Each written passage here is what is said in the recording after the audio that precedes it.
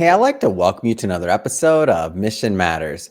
My name is Adam Torres, and if you'd like to apply to be a guest in the show, just head on over to missionmatters.com and click on Be Our Guest to apply. All right, so today I have Skip Wilson on the line. He's founder and CEO over at Draft Media Partners. Skip, welcome to the show. Thank you for having me, man. It's an honor. All right, Skip. So we got some fun to talk about today. So forecasting advertising success before you spend a dime. Lots of individuals, lot of business owners, entrepreneurs, and executives that watch this show. And advertising is a big topic. So excited to get into your methodology, how you're doing what you're doing, and what exactly you're doing in advertising. So we'll get into all of that. But to get us kicked off, we'll start this episode the way that we start them all, with what we like to call our Mission Matters Minute. So Skip, at Mission Matters, our aim and our goal is to amplify stories for entrepreneurs, executives, and experts. That's our mission. Skip, what mission matters to you? Our mission is we make dreams come true through advertising. And that's whether we're working with a business, helping them obtain like what their goals are. We mean that internally too, for our employees, trying to help them get to whatever their goals are. And then a lot of our business is actually through like referral partners and other ad agencies and things that use us for fulfillment. And it's helping them accomplish their goal. So using paid advertising, paid reach, specific message to a specific audience, to make dreams come true.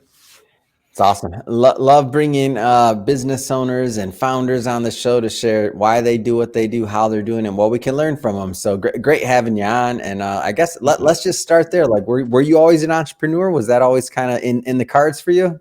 So yes, but I didn't realize it. I mean, I very much had in my mind that I started out when I was 16. I was working as a copywriter. Mostly to impress a girl, and who's now my wife, by the way. Amazing. But so it works. So obviously you write good copy. We'll start there. Go ahead. Right, exactly. But I wanted to be a writer because I thought it would impress her. And so the only jobs were in copywriting and things. So and then that morphed into me doing freelance like web design and things. Like WordPress was just becoming a thing. And so I sort of didn't realize it at the time, but I actually had a pretty successful freelance business. It was just me. I mean, true freelancing. But I did that all the way up through college. And then, but I always had it in my mind that I need to be a part of a big company. So didn't even maybe know entrepreneurship was a thing or like an option. Yeah. It was just like, you were just making money doing what you like doing. Well, my dad was a business. My dad owned my dad was in commercial real estate, but he lost his company when I was pretty young. Okay. So just to me, the idea of having now as an adult looking back on it, like, I mean, it was 100% his fault, but the poor choices, all that stuff. Right. But but that I always sort of had it in my mind that that's too risky. I don't really want to do that. The only thing that's sure is getting in with a big company and then working my way up. And then, I did that. But then even when I was working at larger companies, whether it was Time Warner or then at iHeart, I was a department head. So I was building out my own department, my own teams, my own processes. So it's like you're an intrapreneur in that sense, like in all those functions. Yeah. Exactly. And which is, I didn't really realize until really I was getting until probably about 7 or so years ago that I started realizing like, wait, I should do this for myself. Cause built what became like a $22 million division of the company and my pay stays the same. Right. Yeah. So I'm like, wait a second, something's off on that. And so when was it a gradual progression? Was there a moment in time, like take me to that moment when you're like, oh man, I'm going to take the leap, like to actually go out there on my own and do it. Like, what was that like? That's always scary for me. Even me thinking about it, when I'm asking you the question, I'm thinking about my own story. I'm getting a little nervous over here. What was that like for you? It was by far the hardest decision ever. Looking back on it, it shouldn't have been. I had really a core customer base that I was going to be able to start off with. So I wasn't starting from scratch. I wasn't starting at zero. Because I'd built, so many good relationships and things. So it shouldn't have been as scary as it was. But yeah, no, I was absolutely terrified. it was the hardest. I mean, I've got 3 kids and a mortgage and, and a lovely wife.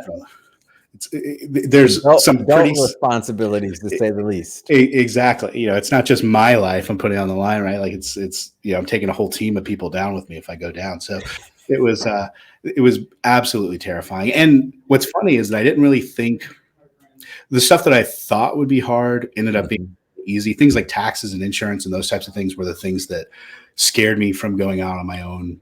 Mhm. But then once you actually take the leap, that's actually fairly easy, right? You just hire an Yeah. accountant and just do what they say and those types of things. So But you don't know at that time because you didn't deal with it. Yeah. but it was the little. I was a couple of weeks out on my own, and I bought this printer, and I couldn't get this printer connected to my computer. And I sat there, and it took me like 2.5 hours, and that's when I had like almost like a breakdown. Couldn't call IT? Yeah, exactly. I was just overcome with the awareness of like, oh, it's just me now. Like, yeah, there's no IT department. There's no.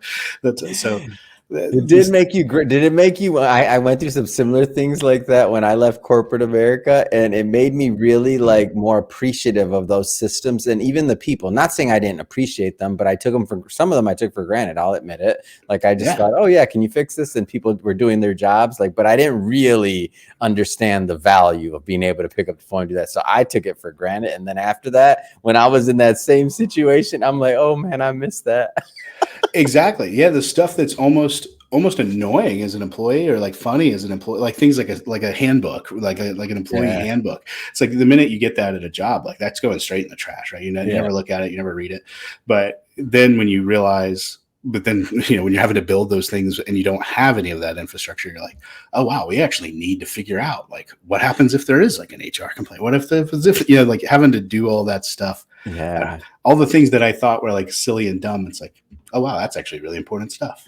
Yeah, it's so interesting. What about the people around you? Like I always like for me, I left from I had a big career change. So when I went from finance to media, like that was like people thought I was crazy, of course, because that was a huge change. For Sure. you, like what was that like when people were like, you're going out on your own, you're gonna like, are you sure you want like what was your system like? Like how'd that feel? There was a lot of because it almost felt like a breakup of sorts Yeah. leaving the department that I had been so Wow. invested in building and things. Like there was a lot of I mean, honestly, I feel like almost like I was Mhm. getting a lot of like, please don't go, please don't do this, please that, and types of phone calls and those types of things. Mm. And that coupled with my own internal fear is like a hard thing to That's the like go over. thing. And then, but then once actually doing it, with the exception of those little moments like with the printer, Yeah. it is so much better. Even though I'm working longer hours, I mean, in corporate America, you can have those days where You you get in kind of charge just of your own schedule. Now you don't work 60, you work 100. It's great. exactly, yeah, exactly. But it's like it sounds so Amazing. yeah. It's like on paper it makes no sense. It's like in my iHeart days, I could have just like coasted for a day if I really needed to. It's Yeah. like I could have just had like a okay day. It's Yeah. like, but when you're doing it on your own, it's like yeah. But it's so much better. I mean, even though it is objective, like looking from the outside in, you're like, how is that a better thing? I don't Yeah. know. It is for some people. I understand it's not right for everybody, but Yeah. for some folks, it very much is. Yeah. I'm still figuring it out. I don't know yet, Skip, but we're gonna jump around a bit here. Yeah, absolutely.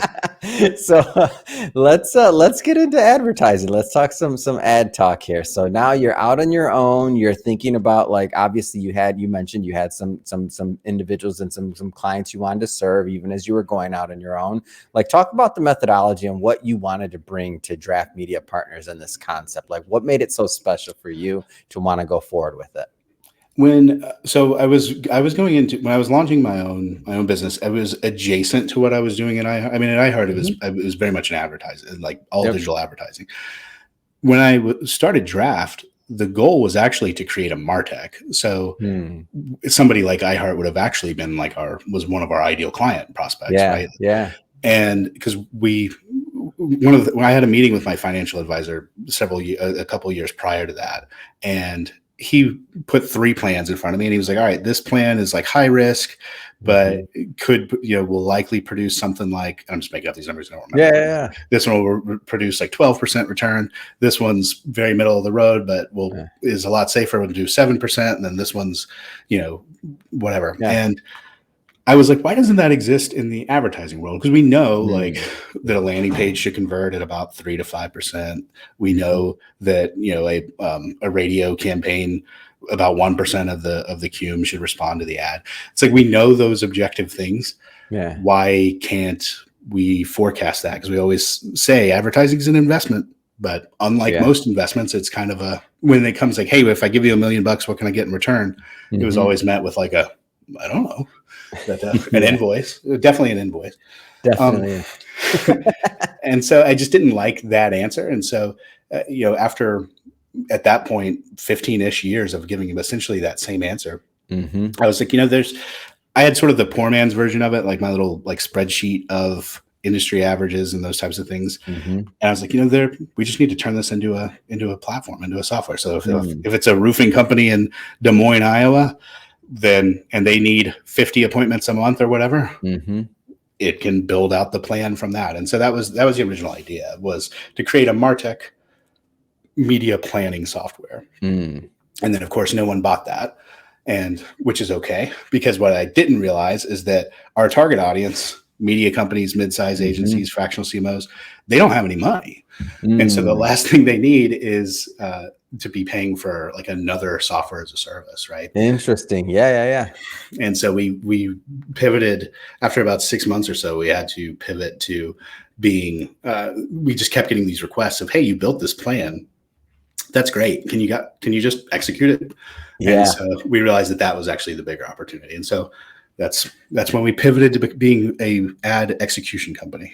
Then how planning good was it that it only took 6 months? And I love that concept of you being able to pivot and you actually doing it. Many business owners and businesses, a lot of times they may fail is because they're not listening to that feedback of like, will you do it for us?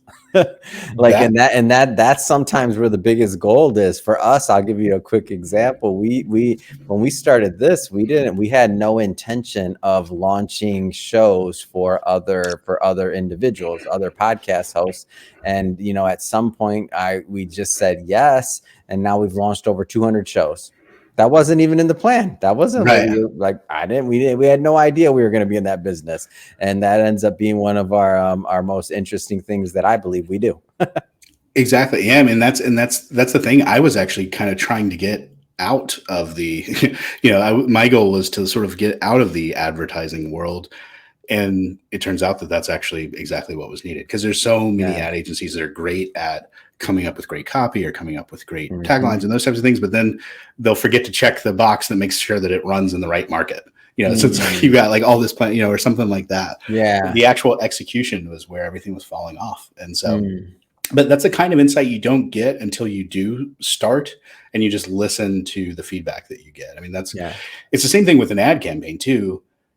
The idea of a campaign failing is kind of old hat. That shouldn't be the case. Like that's almost impossible, because you get such instant feedback. If it's a longer than if it's a 4-week or longer campaign, you should be able to figure out, okay, our ad's not getting clicked, or people aren't searching us after they hear it or whatever, see it. That means our ad stinks, or we have the wrong audience. So tweak those things. Or it's getting the right traffic. They're coming to our page. It's not converting. Well, that means it's either an offer issue or the landing page issue. If you stay on top of the feedback you're getting, then the idea of the whole thing failing is kind of impossible. It's like that ad may fail, or that landing page may fail, or that whatever may fail. But the idea of sending a specific message to a specific audience doesn't fail. Like, it's just, you got to figure out which audience and which message. Yeah. Talk to me a little bit more about the science or the forecasting aspect of this and how it works. So for some that watch this may be a new concept, because maybe they're listening to the same thing that you mentioned you were giving people for many years, right? Which is I'll give you an invoice. Right. Yeah, exactly. So a good sort of rule of thumb is some cocktail napkin numbers. Every industry is different. Every platform. Of course. Yeah. But if you're just trying to sort of cocktail napkin something out, you're looking at about a 1% click-through rate or higher on search and social.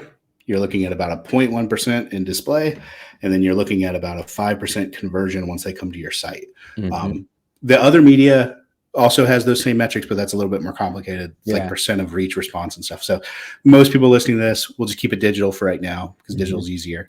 Although just know that those metrics are out there for other platforms as well. But that's a good rule of thumb. So if it costs you about $5 or $6 to get someone to your site, know that it's going to cost you, about 20 or so people to your site before you can get a good lead. So you have likely a acquisition cost of around $100. That's a good sort of cocktail napkin number. And because usually, especially small business owners, will fall into two categories when they're looking at an ad campaign. They either view marketing as a necessary evil, so they don't really care to track any of it. Yeah. Or they view it as some sort of like magic money machine.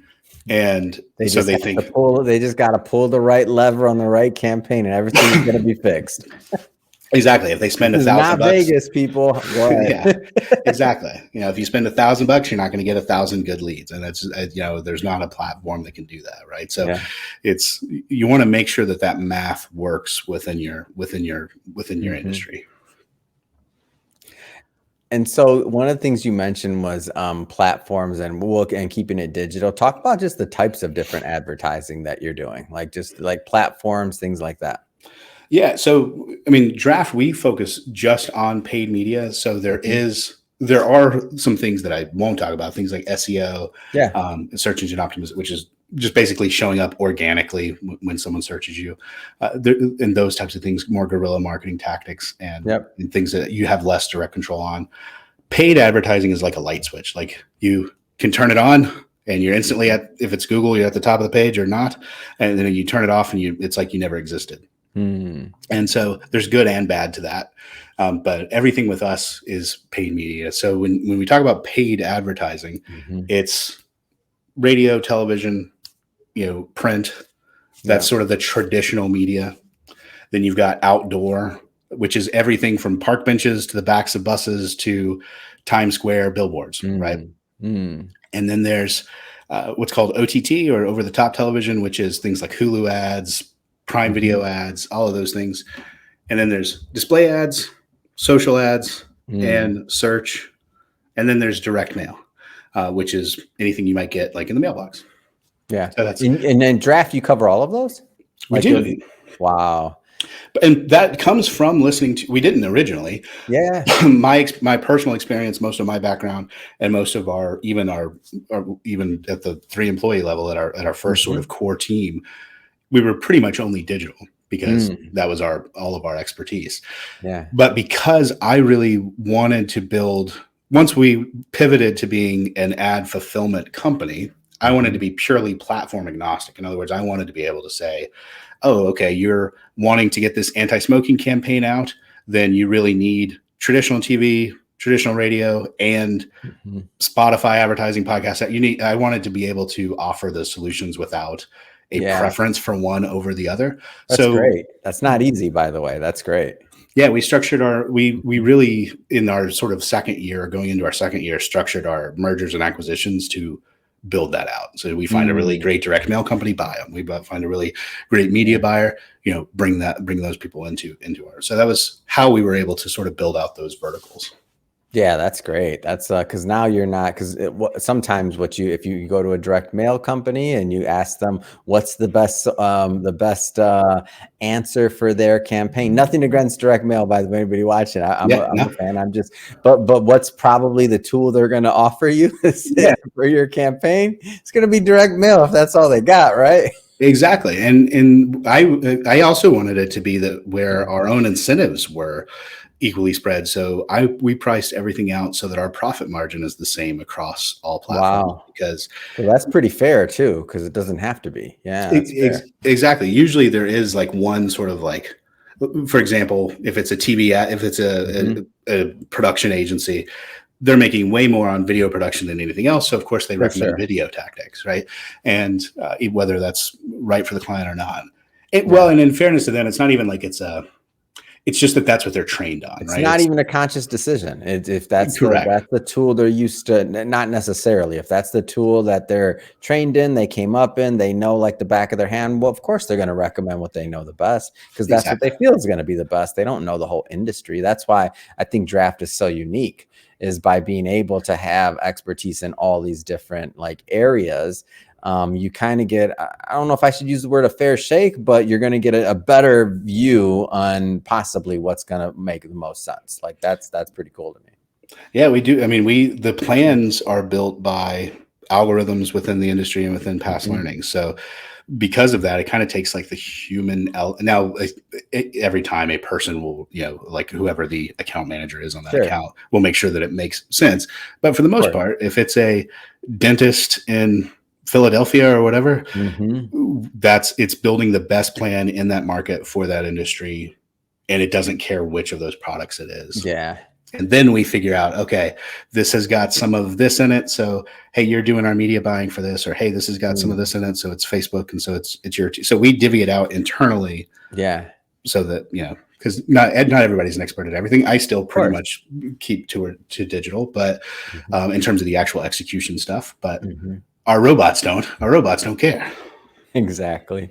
What are some of the niches of the industries that you work with? You mentioned dentists, you mentioned a couple others. Like what are some of those industries that you favor, or are you agnostic? So because we mostly work behind the scenes. I mean, Mhm. 80% of our business is behind either other agencies, other media companies, or fractional CMOs. Mm. Most of them will have like a specific, like, so it may, like, for example, one of them is a real estate focused agency and all they do is real estate. Yeah. Another one is healthcare. But because we're behind the scenes of them, Mm. we don't really have an industry preference. There are Mm. some that we can use past learnings from, and others that we don't. But for the most part, at this point, I mean, we have we have 130, 131 active clients, Mm. and so just like right now, and so they really span So you're busy. quite a That's number. awesome, man. That's great. This is a big to find a shop like yours and to be able to do that like that. That's special. That's good. And that's good. That's a great client base. And they're obviously coming back, right? That's right. Yeah, exactly. That's the big thing. Most people don't know. In especially the way any advertising, you're usually not making much money the first month because you've got so Yeah, many hours in the creative and everything else. of So course. it's everyone wants the campaign to do well because we Mhm. don't really make money until like the third or fourth month usually. Yeah, no, that's it. That's the numbers. We tell people that all the time. That's the numbers. And that's fair.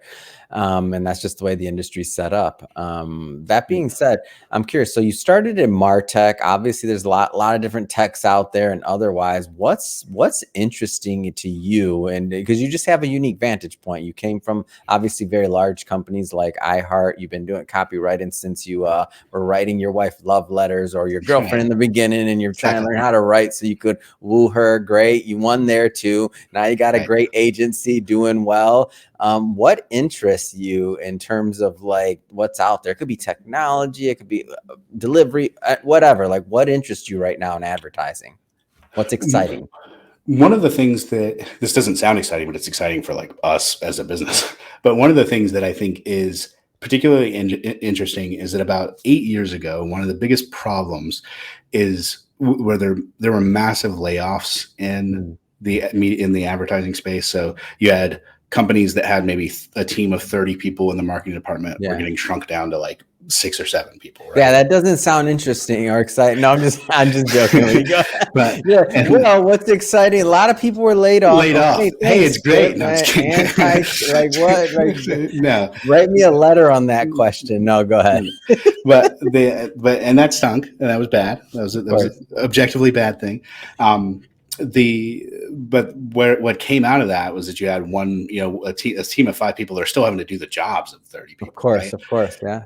And now it's almost really since the past 2 or 3 years.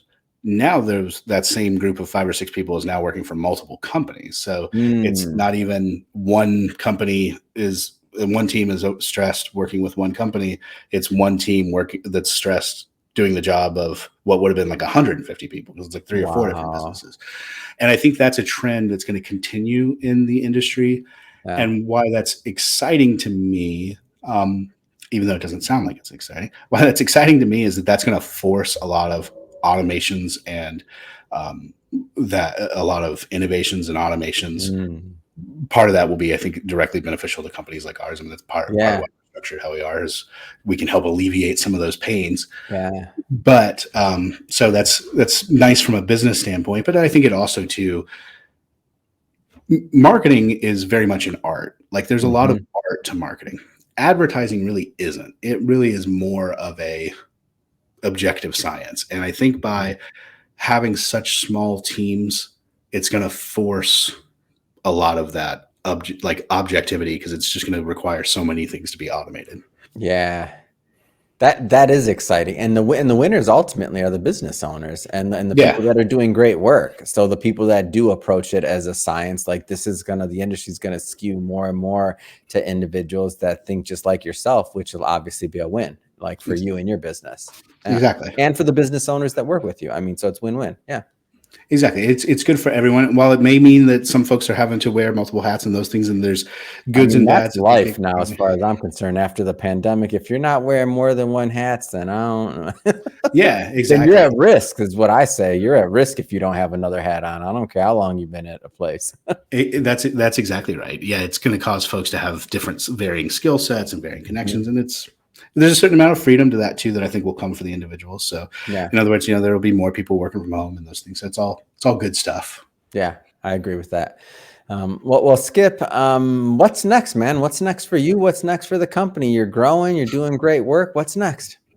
We just moved out. We've been in sort of stealth mode. I really wanted to, we spent our first, we're going into we've been 3 years. So we're going into our 4th year, and we really have been fairly quiet. In other words, we've pretty much only grown by, referrals and organic growth.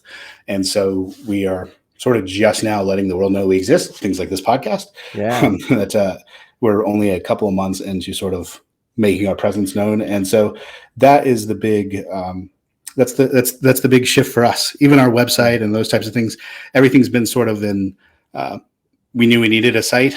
Nobody really goes to it because it is all referrals. So nobody really cares about a website when it's a referral business. Yeah. And so all of those things, revamping those things, building those things, truly getting our, truly having a focus on, we've been solely focused on the product side and building a great platform and product, that now it's all about seeing how far we can scale that. Amazing.